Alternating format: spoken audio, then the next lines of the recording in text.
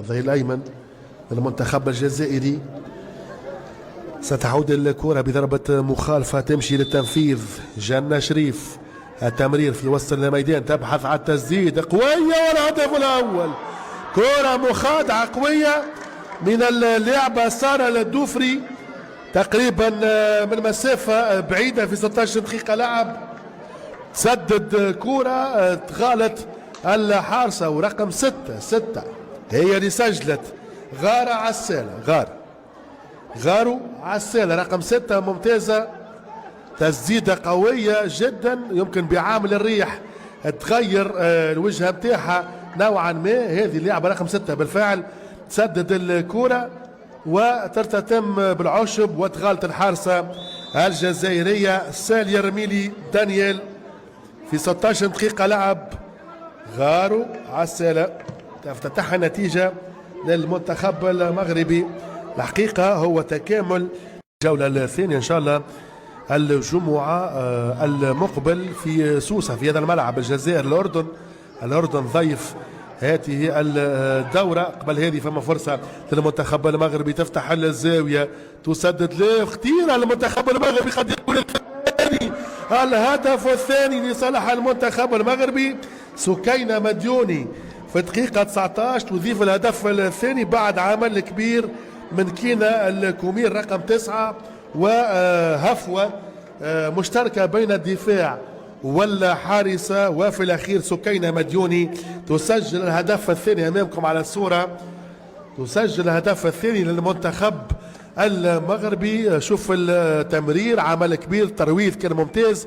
هفوة في إرجاع الكرة من أوفا حمري يمكن معذورة نوعا ما باعتبار قرب المسافة بينها وبين المهاجمة. يعني ما عندش حتى خيار انه تسدد كان من الزاوية هذيك ومن المكان ذاك. على كل هدف ثاني لصالح المنتخب المغربي في والأسبقية والتفوق المنتخب المغربي. أما المنتخب الجزائري قادر على العودة. ننتظر ما ستسفره بقية دقائق. هذه هي المواجهة نذكر في شوط أول إلى حدود دقيقة 27. هذه كرة للمنتخب المغربي تدخل خطيرة. الهدف الثالث للمنتخب المغربي. الحقيقة متميزة جدا كما قلت كينا الكومير في دقيقة 27 تضيف الهدف الثالث للمنتخب المغربي. سنشاهد الإعادة.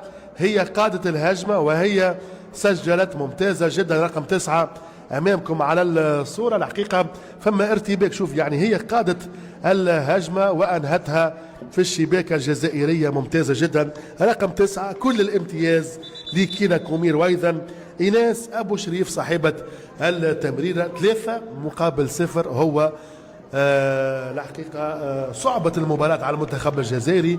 فما اجتماع بسارة كومباوري من سارة إلى سارة تبقى الكرة للمنتخب الجزائري.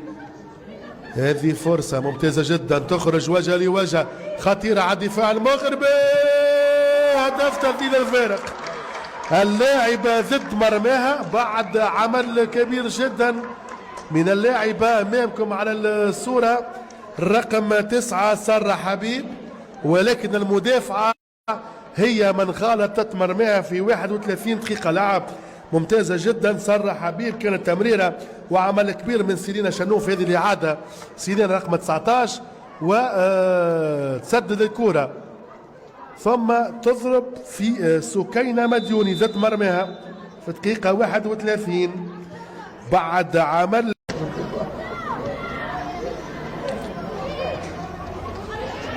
هذه كرة المنتخب المغربي.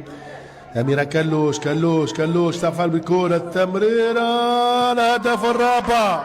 الهدف الرابع للمنتخب المغربي. كالعادة سكينة مديوني تسجل وتدون اسمها بثنائية قولوا ثلاثية. هي كهدف ذات مرماها وبتبيعها هدف آخر جديد للمنتخب المغربي 33-14. هبة اليوسفي تاخذ مكان مش 23 أميرة الرقم 23.